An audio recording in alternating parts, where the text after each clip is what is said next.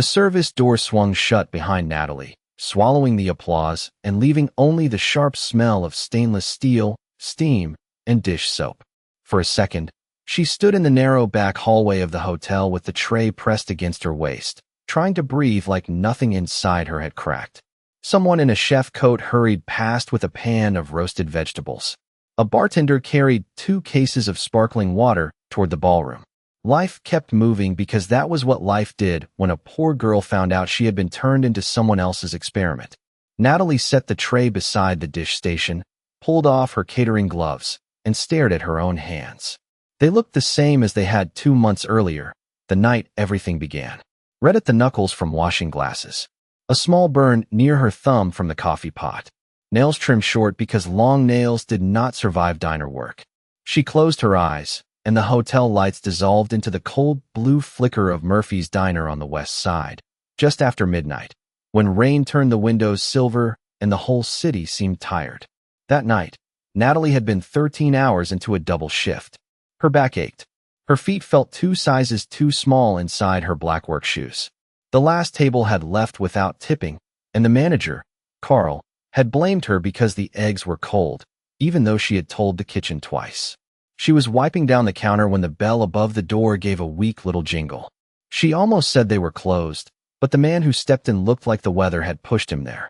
His hair was damp, his gray hoodie darkened at the shoulders, and his old canvas jacket hung open like it had given up keeping him warm. He paused just inside the door, not with confidence, not with entitlement, but with that careful hesitation people have when they are not sure they are welcome anywhere. Natalie knew that look. She had seen it in sheltered guests, in tired parents counting coupons, in her own reflection when rent was due and the mailbox held another hospital bill addressed to her mother's estate. The man chose the last stool at the counter, the one near the coffee machine where the vinyl seat had split. "Just coffee," he said, his voice low. "Black is fine." Natalie poured it without asking questions. She slid the mug toward him and noticed his hands. Clean, but tense. Strong, but still. A mechanic's hands, she thought then, because there was a thin shadow near one fingernail that looked like old grease. He wrapped both palms around the cup like heat itself was a meal. Carl came out from the office, keys jingling at his belt, and glanced at the wall clock. "Kitchen is closed." "I only asked for coffee," the man said. "Coffee costs money too," Carl muttered, loud enough for him to hear. Natalie shot him a look, but Carl had already turned away. The man reached into his pocket and pulled out a few coins, then a folded dollar bill so soft it looked almost wash thin. He counted once, then again. His jaw tightened. "I thought I had more," he said quietly. "I am sorry. I can go." 2 college guys in a booth near the window laughed under their breath. One of them said, "Man, it is $2. Come on." The man lowered his eyes, and something in Natalie's chest tightened. Not pity. Recognition. She had spent too many nights choosing between bus fare and dinner to let anyone shame him over a cup of coffee. Before Carl could speak, she reached into the pocket of her apron, pulled out the few bills she had earned in tips, and placed $3 beside the register. "It is covered." Carl frowned. "Natalie, it is covered," she repeated, softer but firmer. The man looked up at her then, really looked, as if her kindness had startled him more than the insult. His eyes were blue, tired, and guarded in a way that did not match the worn hoodie. "You do not have to do that." "I know," she said, refilling a sugar container so she would not have to stand there feeling embarrassed by her own generosity. "That is what makes it a choice." He almost smiled. "Almost. I am Ethan." "Natalie." "Thank you, Natalie." He said her name carefully, like he wanted to remember the shape of it. She shrugged because gratitude always made her uncomfortable. "Just pay it forward when you can." He glanced at the counter, at the little paper check Carl had, printed before realizing there was no payment. Natalie took a pen, flipped the receipt over, and wrote the words quickly before she could overthink them. "Pay kindness forward." Then she slid it to him. "There. Official diner policy." This time he did smile, and it changed his whole face. Not rich, not poor, just human. He folded the receipt and tucked it into his wallet, a cheap brown one with a cracked edge. "I will keep it." Most people throw receipts away. Not this one. Outside, rain kept tapping the glass. Inside, the neon pie sign buzzed softly above the empty dessert case. For 10 minutes, Maybe 15. Ethan drank his coffee while Natalie finished closing tasks. He did not ask for anything else. He did not flirt in the pushy way men sometimes did when they mistook a waitress's politeness for an invitation. He only asked how long she had worked there. She told him 3 years. He asked if she liked it. She laughed once, tired and honest. I like paying rent. He nodded like that answer made sense to him, like he had lived inside the weight of it. When she asked what he did, he looked down into the coffee. Cars mostly. Engines. Repairs. Whatever work I can get. It was not exactly a lie, not the kind a person could catch right away. It had just enough truth around the edges to feel real. That sounds hard, she said. It can be, he answered. But machines are easier than people. Natalie looked at him then, and for a moment the diner felt less empty. People are not so bad. He held up the receipt. Some are not. When he left, he paused at the door and turned back as if he wanted to say more. But he only lifted the folded receipt slightly, gave her one last grateful look, and stepped into the rain. Natalie watched his figure blur past the window and disappear beneath the streetlights. She did not know he had a driver waiting 2 blocks away. She did not know the old jacket had been chosen carefully. She did not know Ethan Whitmore had walked into Murphy's diner looking for proof that kindness was dead, and had walked out carrying her handwriting in his pocket like evidence that he might be wrong. By morning, Ethan Whitmore should have forgotten the waitress at Murphy's diner. Men like him were trained to forget small moments because small moments were dangerous. They made rooms feel less controlled. They made people matter. His penthouse office on the 42nd floor of Whitmore Systems looked out over Chicago in clean silver lines, the river cutting between glass towers, traffic crawling below like glowing beads. Everything there was expensive, quiet, and chosen by someone else. The leather chairs, the abstract paintings, the black marble desk with nothing on it except a laptop, 3 signed contracts, and a coffee he had not touched. Yet the only thing Ethan kept looking at was the folded diner receipt lying beside his phone. Pay kindness forward. The words were uneven, written quickly in blue ink, with a tiny smear where Natalie's thumb must have brushed the paper. He had spent 6 weeks preparing for the undercover review of local service businesses his company was considering for investment. The official reason was research. Whitmore Systems had built software that tracked scheduling, payroll, ordering, and customer flow for restaurants across the country, and now the board wanted to acquire several regional diner chains to test a new labor platform. The public relations team called it innovation. The finance team called it a high-growth vertical. Ethan called it something colder and private, a system that knew every number except the human cost. So he had gone out under a plain name, wearing cheap jackets and old jeans, riding buses, eating at counters, listening to workers talk, when they thought nobody powerful was in the room. He wanted the truth before lawyers polished it. He wanted to know which managers stole time, which locations cut corners, which employees smiled while barely surviving. But he had not expected Natalie. He had not expected the way she stood between him and humiliation without making it feel like charity. He had not expected her voice, tired but steady, when she said helping him was a choice. "You are distracted," Vanessa Sloan said from the doorway. Ethan looked up. Vanessa entered without waiting, as she always did, wearing a cream-colored suit and holding a tablet against her chest. She had been his public relations strategist for 4 years and his almost fiancé for 6 months, a detail the tabloids still recycled whenever they needed a photograph of 2 attractive people standing too close at a charity dinner. Vanessa knew how to make billionaires look humble, how to turn apologies into headlines, how to cut weakness out of a story before the public could smell it. Her eyes moved to the receipt before Ethan could cover it. "Tell me that is not from one of your field trips." "It is. You have executives for that. Executives do not get ignored the same way." She stepped closer, reading the handwriting upside down. "Pay kindness forward." Charming. The word came out polished enough to sound harmless, sharp enough to cut. Ethan folded the receipt and slipped it into his wallet. It was more than charming. Vanessa's brow lifted. "Please do not tell me you are getting emotionally attached to a waitress during a corporate audit. Her name is Natalie." That does not improve the sentence.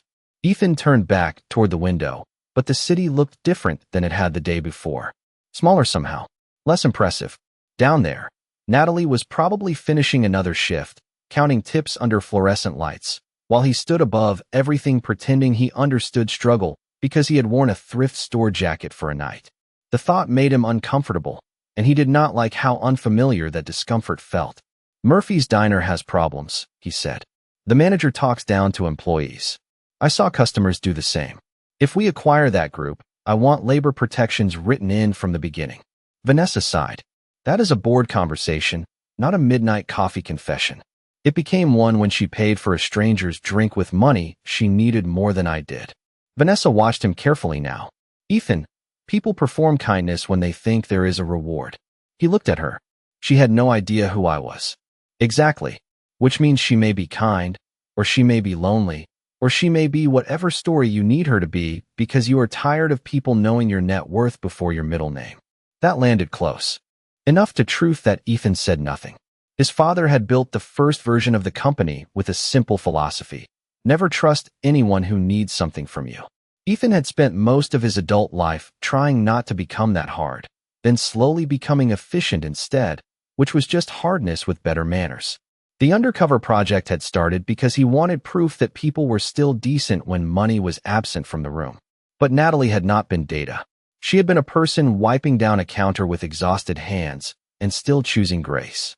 That afternoon, he found himself back on the west side before he had admitted he was going. No driver. No security. He parked a borrowed, dented pickup 3 blocks away and walked through a wind that smelled like wet pavement and bus exhaust. Murphy's Diner looked even smaller in daylight, wedged between a laundromat and a check-cashing place. Its red sign missing one letter, so it flickered Murph's every few seconds. Through the window, he saw Natalie carrying plates to a booth of construction workers, smiling at something one of them said. It was not a bright smile. It was a working smile, the kind people put on because rent does not care how tired they are. Ethan almost turned around. He told himself returning was useful research. He told himself he needed another look at the diner before the acquisition meeting. He told himself many things that were not entirely false. Then Natalie saw him through the glass, and her face changed. Not dramatically, just enough. Surprise first, then recognition, then that small, reluctant warmth that had kept him awake half the night. He stepped inside as the bell jingled. Back for more expensive coffee, she asked, one hand on her hip. I brought payment this time. He placed $3 and a handful of quarters on the counter. Natalie looked at the coins, then at him. That is a very serious repayment plan. Interest included. She laughed, and the sound hit him with embarrassing force. Carl, the manager, glanced over from the register, clearly unimpressed, but Natalie ignored him and poured Ethan a cup. So, Ethan from the world of mysterious car repairs, she said, sliding the mug over. Did you pay kindness forward yet? Ethan touched the wallet in his pocket, feeling the folded receipt through the leather. I am working on it. That sounds like something people say when they have not done it.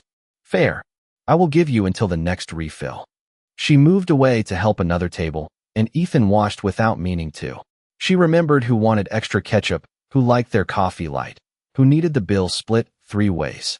She noticed an older man struggling to read the menu and quietly pointed out the lunch special without making him feel embarrassed. She slipped a free slice of pie to a tired bus driver and told Carl it was damaged, even though it was perfect.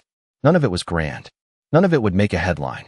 But Ethan knew enough about systems to recognize a pattern when he saw one. Natalie Harper was holding a corner of the world together with tips, tired feet, and kindness nobody paid her for. When her shift ended, she found him still at the counter, his coffee long cold. You know, she said, untying her apron, most people do not spend 2 hours with 1 cup unless they are avoiding somewhere. He looked at her, and for once the lie did not come easily. Maybe I am.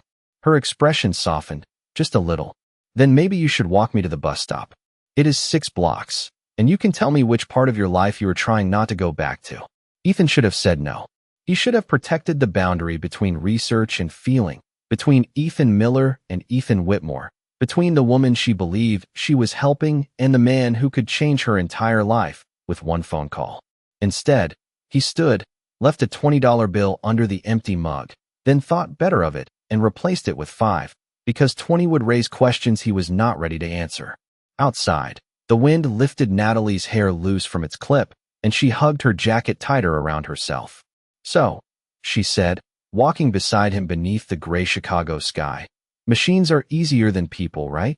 Ethan looked at her profile, at the tired courage in the line of her jaw, and felt the first real fear of the entire experiment. Not that she would discover who he was. That would come later. His fear was quieter. Worse, that if she did, the one person who had seen him without his money might hate him most for having it. The walk to the bus stop became the first of many things Ethan did not know how to name. It was not a date, not at first. Natalie made that very clear when he offered to buy her dinner 3 nights later after her shift, and she pointed at the diner window with a tired smile.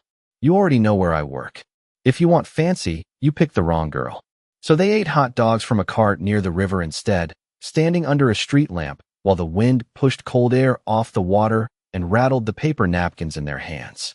Ethan had eaten in restaurants where chefs shaved truffles over plates smaller than his palm, where wine lists arrived like leather-bound novels, where the bill at the end could have paid Natalie's rent for half a year. But nothing in those rooms had ever tasted as honest as a $3 hot dog eaten beside a woman who laughed when mustard landed on his sleeve. You really are bad at being smooth, she said, handing him a napkin. I thought broke mechanics were supposed to have mysterious charm. That is a stereotype, he said. A damaging one. So what do you have instead? Ethan looked at her, at the way the city lights reflected in her eyes, and almost said, a company with my name on the building.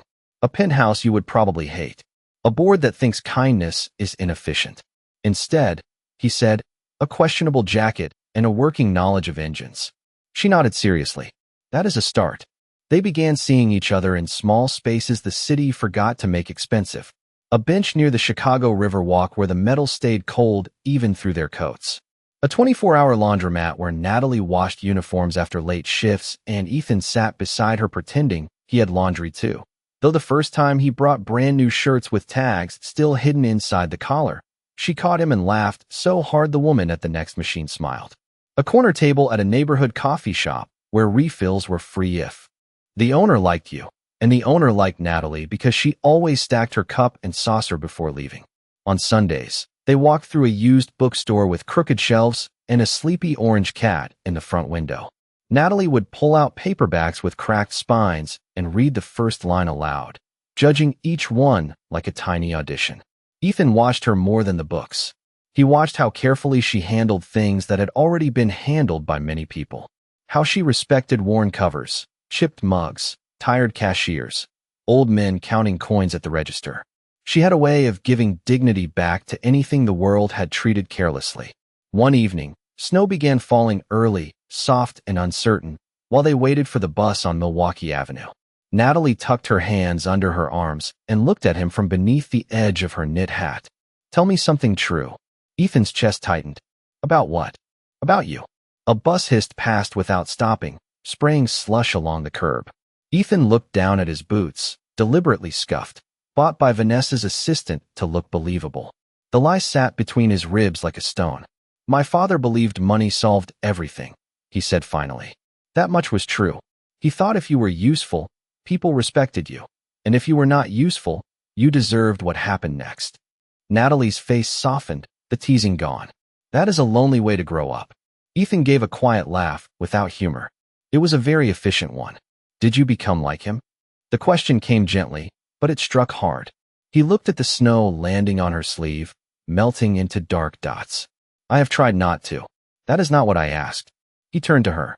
Most people in his world avoided direct questions unless they could profit from the answer. Natalie asked them because she actually wanted to know where the bruises were. Sometimes, he admitted. Sometimes I hear his voice before I hear my own. She was silent for a moment. Then she reached into her coat pocket and pulled out a pair of cheap knit gloves, the kind sold at drugstores in packs of 2. She handed him one pair, keeping the other for herself. Then promise me. Something, Ethan. What? Do not become the kind of man who measures people by what they can do for him. He swallowed. I promise. The words should have been simple. Instead, they felt dangerous because Ethan knew he was already measuring her, not for usefulness, but for truth, for proof, for the one thing his world had made him doubt. And that was not fair either. Their date stayed small because Natalie loved small things. She showed him the best 99-cent taco place under the train tracks. She taught him which bus routes were worth waiting for and which ones would make you regret believing in public transportation. She brought him to a free summer concert in Grant Park even though the grass was damp and the speakers crackled. When the music began, she closed her eyes for a moment, face turned toward the stage, and Ethan felt the strange ache of seeing someone enjoy something without wanting to own it. He bought her a bracelet from a street vendor that night, a thin leather cord with a tiny brass star. It cost $8. He almost apologized for how little it was, then realized she liked it because it was little. She tied it around her wrist immediately. "There," she said. "Now I look expensive." "Very. At least $12. Maybe 13. She nudged him with her shoulder, and he laughed, really laughed, the kind of laugh that did not have to impress a room. But every time happiness came close, the secret stepped closer too.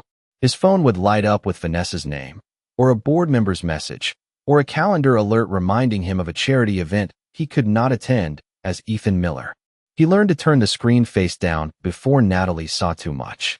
He learned to say spam call with a casualness that made him hate himself. Once, outside the bookstore, she caught the edge of a text before he locked the phone. "Who is Vanessa?" she asked. Ethan felt the night tilt. "Someone from my old life." Natalie studied him. "Old girlfriend." Almost. Almost sounds complicated. It was. Is it still? He looked at the bracelet on her wrist, the tiny brass star resting against her pulse. No, that answer was true, but not complete. She accepted it because she trusted him, and the trust hurt worse than suspicion would have. Late one night, after a long shift, Natalie brought him to a small cemetery outside the city where her mother was buried beneath a simple gray stone. The grass was trimmed short. The air smelled like rain and cut leaves. She stood with her hands in her pockets and said, "She would have liked you, I think." Ethan looked at the name on the stone, Grace Harper, beloved mother, and felt suddenly unworthy of approval from a woman he would never meet. Natalie smiled sadly. She used to say you judge a person by what they do when nobody important is watching. Ethan's throat tightened. "And what do you think?" She turned to him. "I think nobody is unimportant." He wanted to tell her then. The truth rose so close he could feel it behind his teeth. He wanted to say his last name. He wanted to say he had lied because fear had made him selfish. He wanted to say she was the first person in years who made him want to be honest more than he wanted to be safe. But her phone buzzed before he could speak. The landlord's name flashed across the screen, and Natalie's face changed as she read the message. "Everything okay?" Ethan asked. She put the phone away too quickly. "Just rent stuff." "Natalie, it is fine." "Is it?" She looked at him then, pride and exhaustion fighting in her eyes. "I am behind. Not forever. Just behind." He could fix it in 10 seconds. One transfer. One call. One quiet instruction to an assistant. The amount that threatened her home was less than what his company spent on flowers for the lobby each month. But Ethan Miller could not fix it without becoming Ethan Whitmore, and Ethan Whitmore was the one person he was terrified to bring into her life. So he stood there beside the grave of the mother who had taught her to trust actions, and he said the weakest thing a man with too much power could say.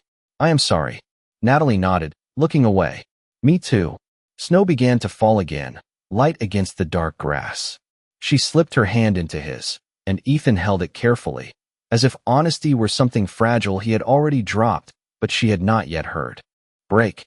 Natalie's apartment sat on the 3rd floor of a brick building that always smelled faintly of radiator heat, old paint, and someone frying onions 2 doors down.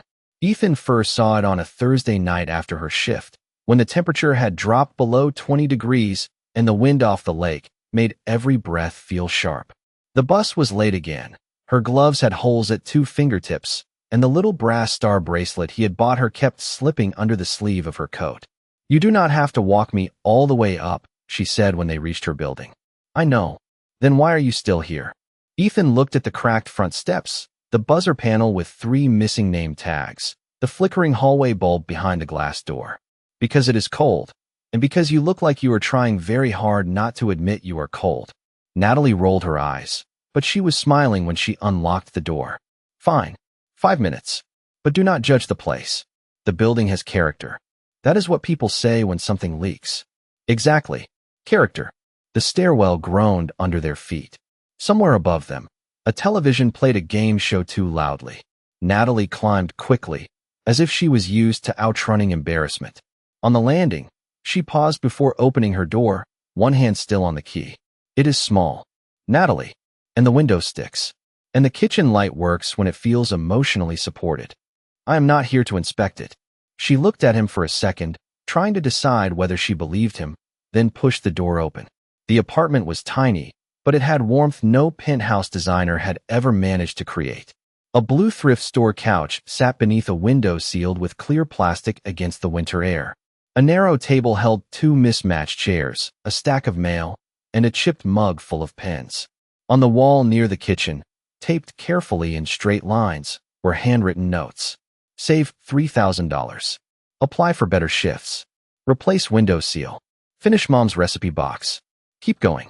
Ethan stood still, hit by the intimacy of it. Not romantic intimacy. Human intimacy. The kind of space that showed what someone fought for when nobody applauded. Natalie dropped her keys into a bowl shaped like a lemon and pointed toward the couch. Sit. I will make tea.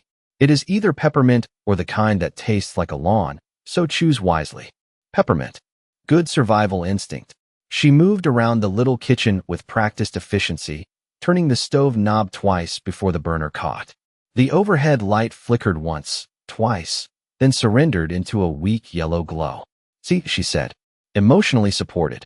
Ethan laughed, but his eyes had landed on the mail stacked near the mug. He did not mean to read it. He truly did not. But the top envelope was open, and the words final notice were printed in red across the page. Beneath it, he saw the amount. $2,840. A cruelly small number in his world. A mountain in hers.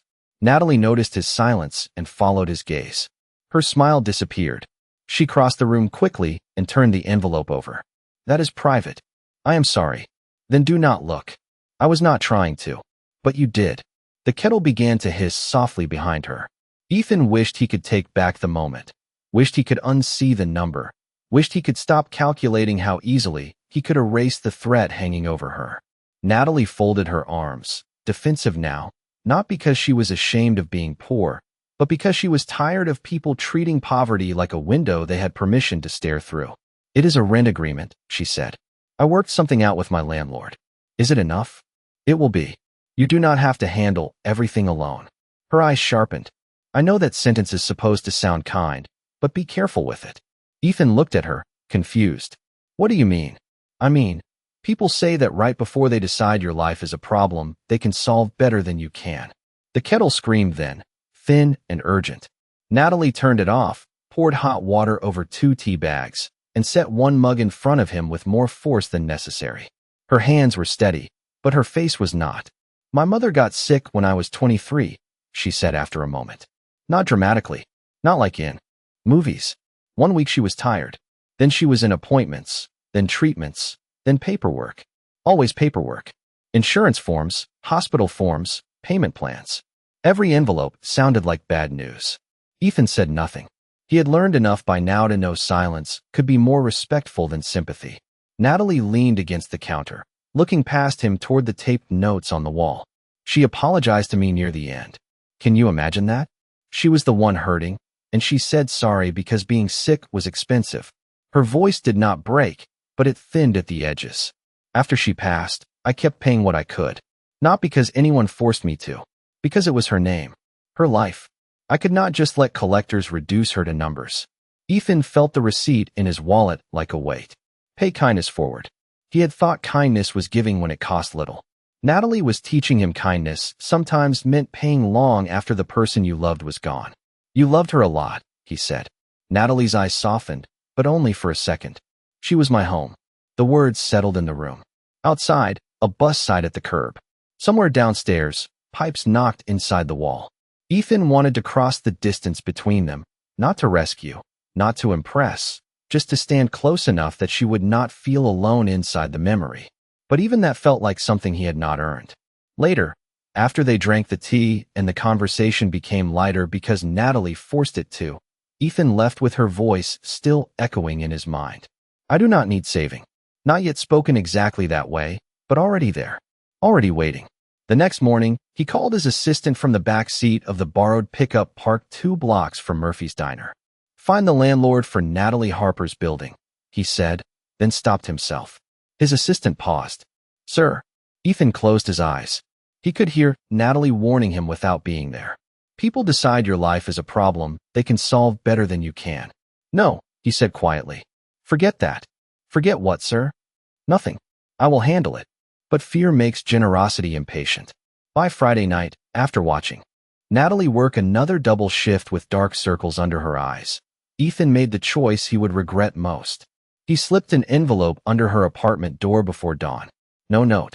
No signature. Just enough cash to cover the overdue rent and a little extra for heat. He told himself it was not charity if she never knew. He told himself it was kindness paid forward. He told himself lies were less harmful when they came with money. Natalie found the envelope before her morning shift.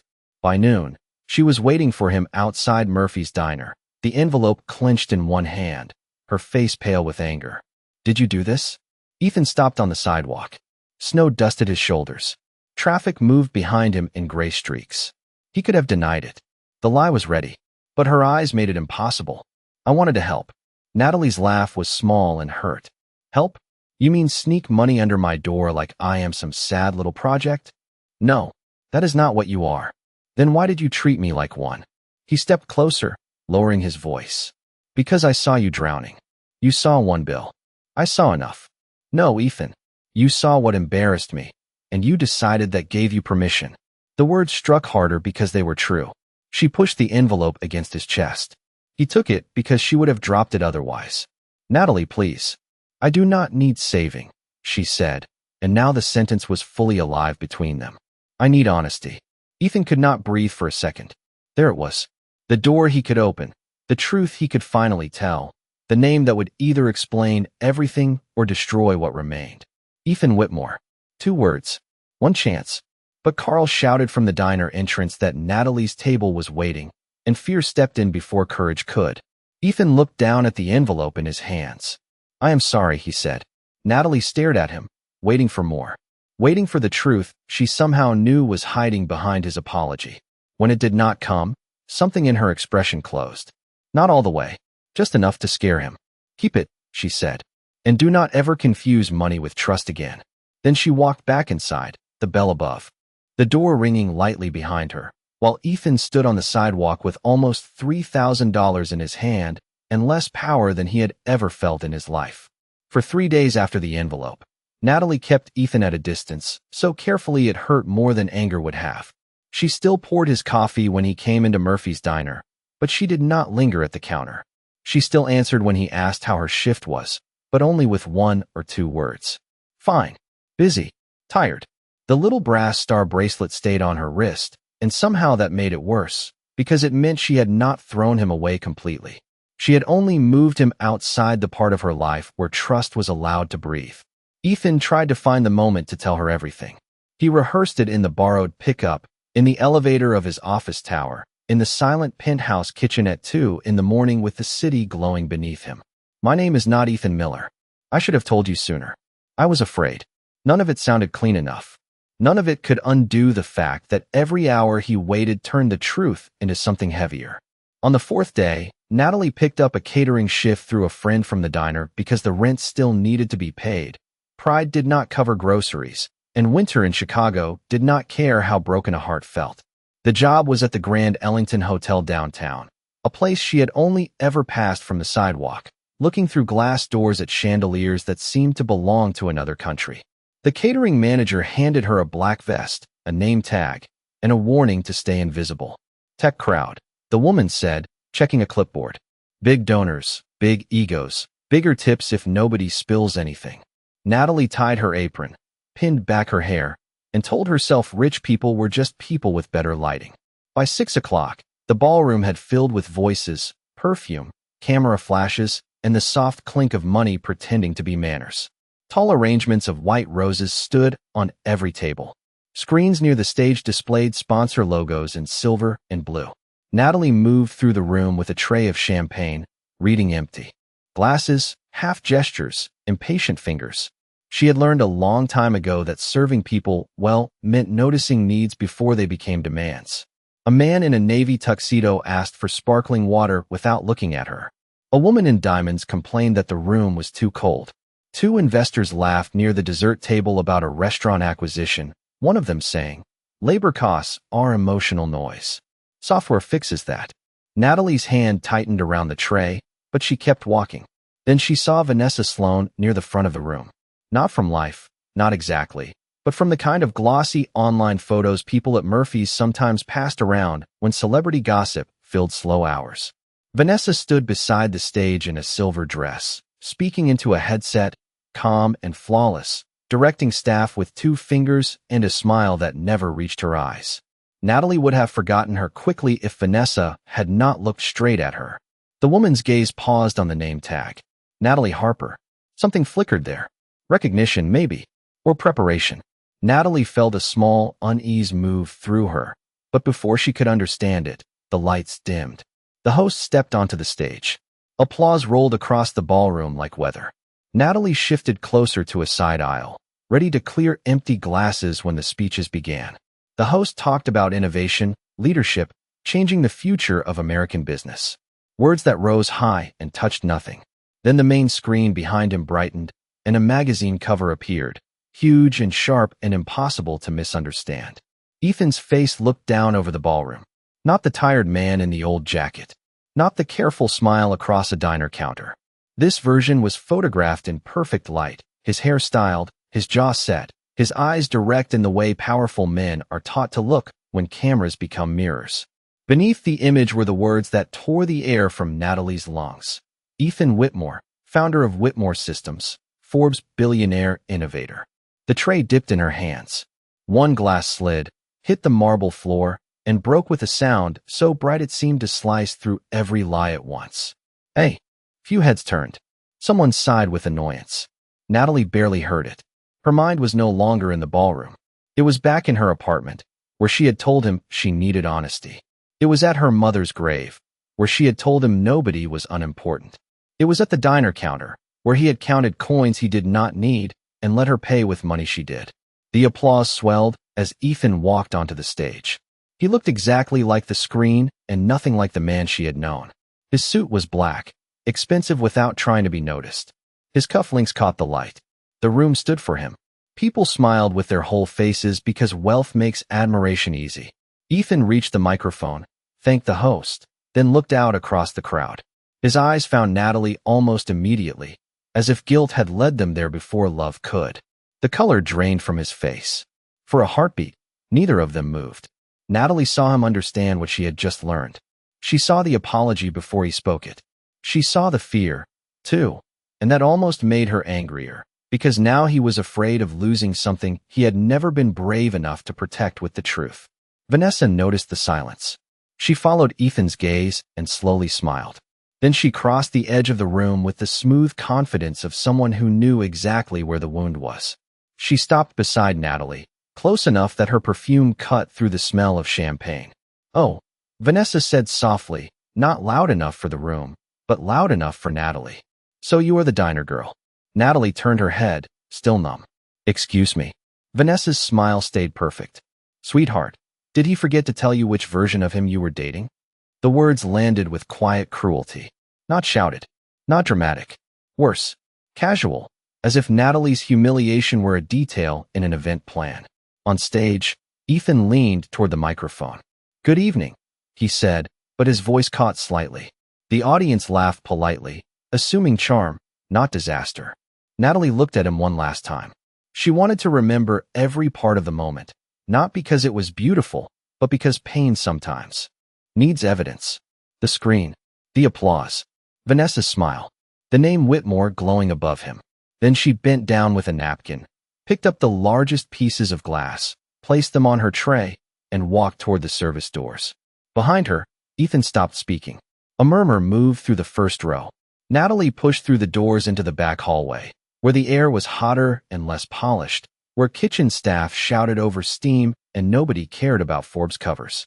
Her chest felt tight, but her eyes stayed dry. That surprised her. Maybe tears required confusion, and suddenly she understood everything. The poor mechanic had never needed her coffee. The man with the cracked wallet had never needed bus fare. The envelope under her door had not been a mistake from someone with too little. It had been restraint from someone with more than enough to erase her life and call it help. She reached the staff locker area, pulled off her name tag, and set it on a metal shelf. The tiny plastic badge looked cheap under the fluorescent light. Natalie Harper. At least that name had always been real. The service door opened behind her. Footsteps came fast, then stopped. She did not turn around. She knew the rhythm of him by now, even in expensive shoes. Natalie, Ethan said. No microphone. No applause. No borrowed name. Just her name in a hallway full of noise. She closed her hand around the brass star bracelet on her wrist, felt the edge press into her palm, and finally turned to face the man who had made poverty his costume and her trust his test. For a moment, neither of them spoke. The staff hallway roared around them with the ordinary sounds of work, pans sliding into racks, shoes squeaking over damp tile, someone calling for more ice, someone else laughing near the loading door, but Natalie heard only the quiet ruin between her and Ethan. He stood a few feet away, still in the black suit that made him look untouchable, his tie slightly crooked now, his breathing uneven. Under the fluorescent lights, the expensive fabric looked almost wrong on him, like the costume had finally become more visible than the man. Natalie held the tray against her side with one hand, and the brass star bracelet with the other. Say it, she said. Ethan swallowed. My name is Ethan Whitmore. The truth came out softly, almost uselessly, because it had arrived after the screen, after Vanessa, after the applause, after every stranger in that ballroom knew what Natalie had not. She gave a small nod, as if confirming a reservation. And Ethan Miller? His eyes dropped. A name I used. For what? To work undercover. At my diner? At several places. Including mine. Yes. The word hit the tile floor and stayed there. Natalie looked past him toward the service door, where the music from the ballroom leaked through in elegant, muffled waves. Somewhere beyond that door, people were waiting for him to return to the microphone. People who knew his real name. People who would clap when he spoke about leadership and the future. She almost laughed, but it would have sounded too broken. So that night with the coffee, she said, the coins, the rejected card, the old jacket. Was any of it real? Ethan stepped closer, then stopped when her expression warned him not to. The jacket was real. The coffee was real. What I felt after you helped me was real. That is not an answer. I had money. Of course you had money. Her voice stayed low, and that made it sharper. You had more money than anyone in that room, and you let me use my tip money to pay for your coffee. Pain moved across his face. I did not know you then. You knew I was working a closing shift at a diner after midnight. I know. You knew I was tired. Yes. You knew $3 meant more to me than it ever could to you. Ethan closed his eyes for half a second. Yes. Natalie nodded again, slower this time. But you took it anyway because it helped your little experiment. No, then why? He looked at her, and for the first time since she had known him, he seemed completely without a prepared answer. Because I wanted to know if kindness still existed when nobody expected anything back. Natalie stared at him. The sentence should have sounded wounded. Maybe to someone else, it would have. To her, it sounded like privilege dressed as pain. You wanted to know, she repeated. So you walked into places where people are actually struggling, pretended to be one of them, and waited to see who would pass your test. I know how it sounds. No, Ethan, I do not think you do. Her grip tightened around the bracelet until the tiny brass star pressed into her skin. You played poor. I was surviving it. The word stopped him. His face changed as if she had struck something deeper than pride, but Natalie did not look away. She had spent too many years softening truths so other people would not feel accused by her life. Not tonight. Not for him. Do you know what I did after I paid for your coffee? She asked. I walked home because I did not have enough left for the bus and breakfast the next morning. I told myself it was fine because someone needed help. I told myself my mother would have done the same. Ethan's voice dropped. Natalie, I am so sorry. You keep saying that like sorry can carry weight. I wanted to tell you. When? She asked. After the first walk? After the hot dogs? After the cemetery? After I showed you my apartment and you decided to slip money under my door like I was a bill you could pay quietly? His eyes shone now, but she refused to let that move her too quickly. His regret did not erase her humiliation. The envelope was wrong, he said. I know that. It was not just wrong. It told me exactly who you were before I knew your last name. A man with power who thought secrecy was kindness. He flinched, and she knew the words had landed. Good. They needed to. I was afraid, he said. Of what? That if you knew who I was, everything would change. Everything did change. Because you made sure the truth came last. For the first time, Ethan looked toward the floor. Not like a billionaire, not like a founder, not like a man used to rooms rearranging themselves around him. Just like someone who had finally run out of places to hide. People see the money first, he said. Always. My father taught me to expect it. Vanessa expects it. The board expects it. Every relationship I have had turned into negotiation eventually. I met you, and you looked at me like I was just a person. I did not want to lose that. Natalie's anger shifted, not softening, but sharpening into something sadder. So you protected your comfort by taking away my choice. Ethan looked up. I never meant to take anything from you. You took the truth. That is not small. The service door opened then, and Vanessa stepped into the hallway, her silver dress catching the fluorescent light like a blade of ice. She glanced between them, reading the wreckage with cool satisfaction. Ethan, the entire ballroom is waiting. This is not the time for a personal crisis. Natalie almost smiled. Of course Vanessa would call it that. A personal crisis. Not a lie. Not a woman standing in a staff hallway with her trust split open. Ethan did not turn around. Go back inside, Vanessa. Her eyes narrowed. You are scheduled to speak in less than 2 minutes. Then they can wait. Vanessa gave Natalie a polished, pitying look. You should be careful, sweetheart. Men like Ethan get sentimental. It usually passes. Ethan's voice hardened. Do not talk to her like that. Natalie raised a hand slightly, stopping him before he could make himself her defender now, when defense cost him nothing but a stern tone. No, let her talk. At least she is honest about looking down on me. Vanessa's smile thinned. Natalie turned back to Ethan and slowly untied the brass star bracelet from her wrist. His eyes followed the movement, and something in his expression broke quietly. She held it out. I like this because I thought it came from a man who had almost nothing and still wanted to give me something small. Ethan did not reach for it. Keep it. No. She placed it in his palm and closed his fingers around it. You keep it. Maybe it will remind you that cheap things can become priceless when they are not attached to lies. The hallway seemed to still. Even Vanessa looked away. Ethan held the bracelet like it weighed more than any award in the ballroom. Natalie, he whispered, please tell me how to fix this. She looked at him for a long moment, and the worst part was that she still saw him. Not the Forbes cover. Not the suit. Not the lie only. She saw the man on the bus stop bench, the man who listened at her mother's grave, the man who had laughed with mustard on his sleeve. That was what made it hurt so much. If he had been cruel all along, leaving would have been easy. But he had been kind enough to make the betrayal complicated. You do not fix people with grand gestures, she said. You start by telling the truth when it costs you something. Ethan's eyes moved toward the ballroom doors. He understood. She could see that he understood. The room beyond those doors was full of investors, cameras, donors, board members, and people who had paid thousands of dollars to hear him sound impressive. The truth would not be convenient there. That was the point. Natalie stepped back. I am going home. Can I call you? Not tonight. Tomorrow. She looked at the bracelet in his hand, then at the man who had finally run out of borrowed names. Do not ask me for time when you wasted mine. The words came out quieter than she expected, but they struck him anyway.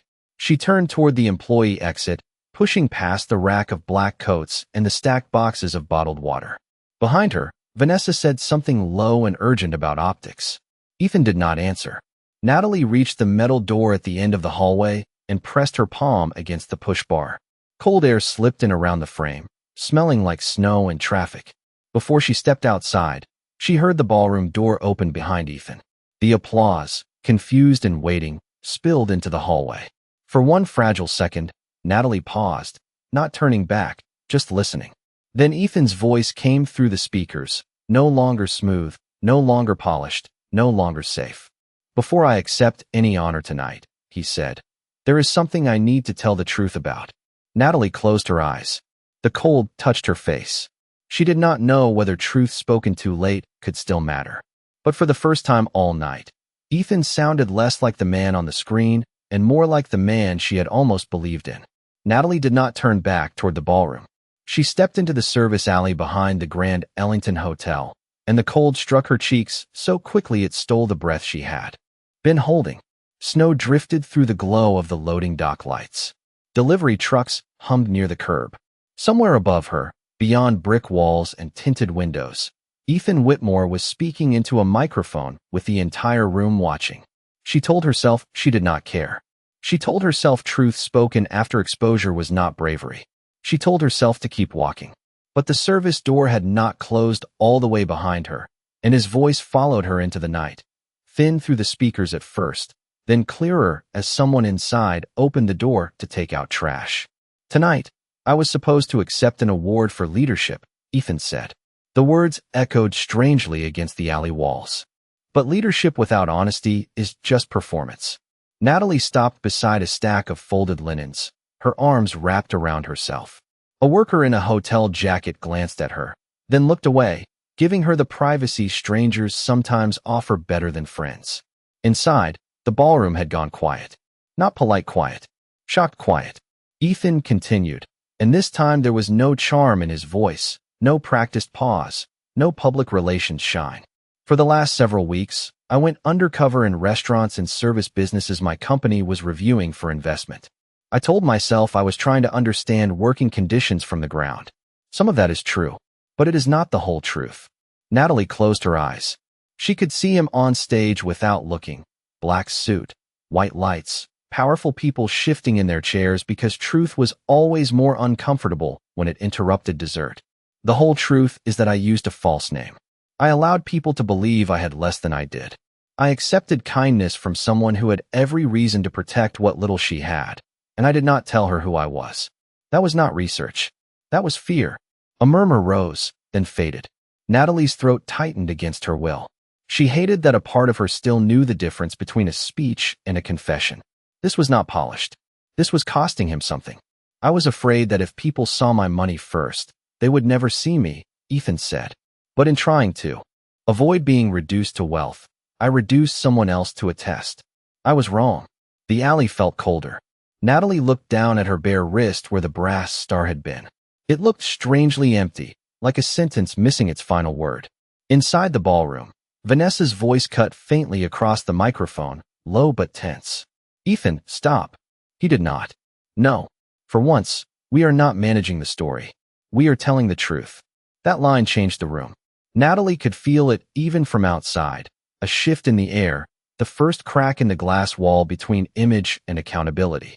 Ethan went on. "Whitmore Systems has been preparing a major acquisition of regional diner chains, including locations like Murphy's Diner on the west side. I have seen how workers are treated when nobody important is supposed to be watching. I have seen managers cut corners, dismiss complaints, and treat wages and tips like numbers instead of someone's rent, someone's groceries, someone's heat in the middle of a Chicago winter." A pause. Papers rustled. Effective immediately, any business acquired by Whitmore Systems will be required to meet a new worker protection standard. All tips will be tracked transparently and paid directly. Scheduling changes must include fair notice.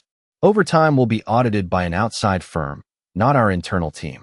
Every employee will receive a written path to report abuse without retaliation. And before the first contract is signed, we will repay documented wage and tip losses at Murphy's Diner and every location connected to its ownership group. The murmurs grew louder now, not confused but alarmed. Natalie could imagine the investors looking at one another, doing math in their heads, calculating the cost of decency. Ethan let them murmur. Then he said, quieter, "If that makes the deal less profitable, then the old deal was built on people being underpaid to make men like me look brilliant." Natalie opened her eyes. Across the alley, snow gathered on the lid of a dumpster, softening its hard edges. Her anger did not disappear. It would have been insulting if it had. But something inside it moved, just slightly, making room for a harder truth. Ethan could have followed her into the cold and begged privately. Instead, he had gone back to the room where his reputation lived and placed the truth there first.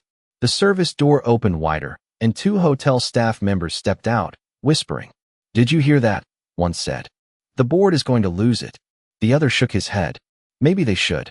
Natalie looked toward the slice of ballroom visible through the corridor.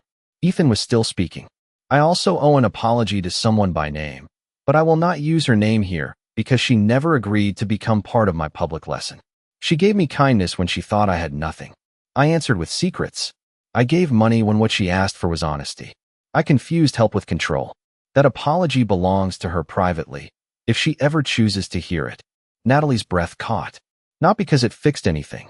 Because he had protected her name when the old Ethan might have used it to make the apology look noble. Vanessa appeared near the open service door, no longer flawless, her phone pressed to one ear, her face tight with frustration.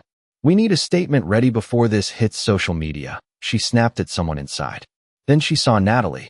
For a second, neither woman spoke. Vanessa looked her over again, but the amusement from before was gone. What remained was something colder and smaller. I hope you understand what you just caused, Vanessa said. Natalie was tired. Too tired to be intimidated by a woman whose power depended on rooms believing her tone. No, Natalie said quietly. He caused it. I just believed him before I knew better. Vanessa's mouth tightened, but before she could answer, the ballroom erupted, not into full applause, but into scattered clapping from the back of the room. Then more. Not everyone. Maybe not even half. But enough. Enough that the sound grew uneven and human, the opposite of the polished standing ovation from earlier. Natalie did not stay to see it.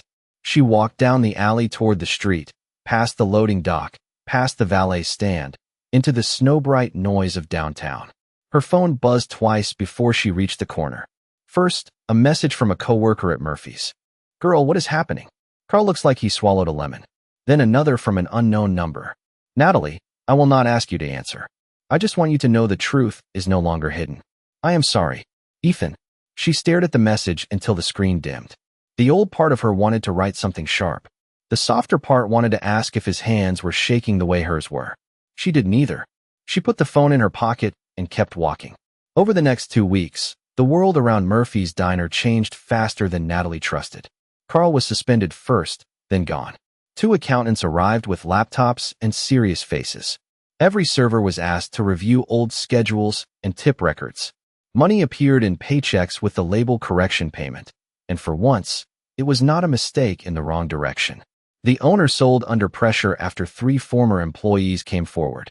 A notice went up near the register explaining the new tip policy in plain language. Customers read it while waiting for pie. Some complained about higher prices. Natalie served them anyway, but now she did not apologize for what fairness cost. Ethan did not come in. That mattered. He sent no flowers, no gifts, no dramatic messages. Only one envelope arrived at the diner, addressed to the staff, containing printed information about a new housing assistance fund for service workers facing emergency rent gaps. No speeches, no photograph, no signature on the front. Inside, at the bottom of the letter, was one line, funded by Whitmore Systems, advised by Workers First. Natalie read it twice, then placed it beside the schedule so everyone could see. The 3rd week, Murphy's closed for 1 day and reopened with fresh paint, repaired booths, a working heater, and a new sign that restored the missing letter. On the counter, near the coffee machine, sat a small frame. Natalie noticed it before anyone explained.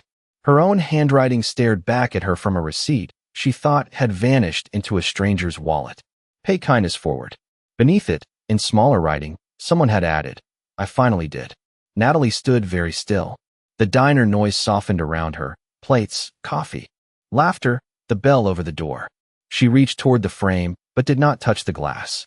For the first time since the gala, she let herself feel the full ache of what had been broken, and the frightening possibility that broken things, if handled with enough truth, did not always have to stay that way.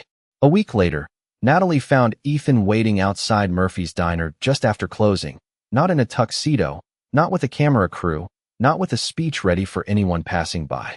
He stood under the repaired red sign in a navy coat, hands in his pockets, snow gathering lightly on his shoulders. For a moment, she almost saw the man from the first night again, the quiet stranger with rain in his hair and a cracked wallet in his hand. But this time she knew better. This time she saw all of him. Ethan Whitmore. Ethan Miller. The lie. The apology. The man still trying to become worthy of the truth he had finally told. Natalie locked the diner door behind her and slipped the keys into her coat pocket. You picked a dangerous place to stand, she said. The staff has strong opinions about you. Ethan nodded. They should. Maria said you owe her 6 years of corrected overtime and an apology pie. I can manage the pie. The apology might take longer. Natalie looked away before he could see the smile trying to happen. The street was quiet, wet with melted snow, the kind of Chicago night where headlights stretched across the pavement like gold ribbons. Ethan did not step closer. He had learned that much. Instead, he pulled a folded piece of paper from his coat and held it out. "This is not money," he said quickly. "It is not a contract. It is just a receipt." Natalie took it carefully. It was from Murphy's Diner, dated that night. One coffee, $2.50. Under the total, in Ethan's handwriting, were the words, "One truth. One chance to start over." Natalie stared at it for a long time. The cold moved around them. A bus sighed at the corner. Somewhere down the block, someone laughed while unlocking a car. "You know I am not ready to forgive you just because you did one public right thing," she said. "I know. And I am not impressed by billionaires learning basic decency in real time." His mouth curved, sad but honest. "Fair. And if we ever talk again, there are no tests. No hidden names. No envelopes under doors. No fixing my life behind my back because you got uncomfortable watching me live it. No tests," he said. "No hidden names. No secret rescues." She looked up. "Then say it." Ethan understood without asking. He stood on the sidewalk beneath the diner sign, with no applause and no screen behind him, and gave her the only introduction that mattered now. "My name is Ethan Whitmore. I am 34 years old. I built a company that made me rich, but I am still learning how not to let money make me small. I lied to you because I was afraid. I hurt you because I confused fear with protection. And I am sorry, Natalie." The words did not erase the past. They did not make the night at the gala disappear. They did not turn betrayal into romance by magic. But they landed clean. No performance. No borrowed name. No polished escape route. Natalie reached into her bag, pulled out a pen, and turned the receipt over. Ethan watched her write, his breath held like a man waiting for a verdict he had no right to demand. When she handed it back, one line sat beneath his. "Start with your real name." His eyes reddened. Not dramatically, quietly, the way a person reacts when grace arrives smaller than they hoped, but larger than they deserved. "Coffee?" he asked. Natalie glanced through the diner window at the dark booths, the framed receipt near the counter, the repaired heater humming behind the glass. "Not tonight," she said. "Tomorrow. 7 in the morning. Public place. Separate checks." Ethan laughed once, soft with relief. Separate checks. She started walking toward the bus stop, then paused. "And Ethan?" "Yes. Do not wear that fake mechanic jacket." He looked down, almost embarrassed. "I threw it away." Natalie nodded. "Good. I liked you better when you stopped pretending." The next morning, he arrived 10 minutes early and waited outside until she unlocked the door. He ordered coffee, black. She rang it up, took his card, and gave him a real receipt. For the first time, nothing between them was hidden. Not his name. Not her pride. Not the wound. Not the possibility. They sat at the counter as the city woke up beyond the windows, and when Natalie slid the sugar bowl toward him, their hands touched for only a second. It was not forgiveness yet. It was not love restored in one sunrise. It was the first honest page after a story written in lies. And sometimes, that is the most powerful beginning of all.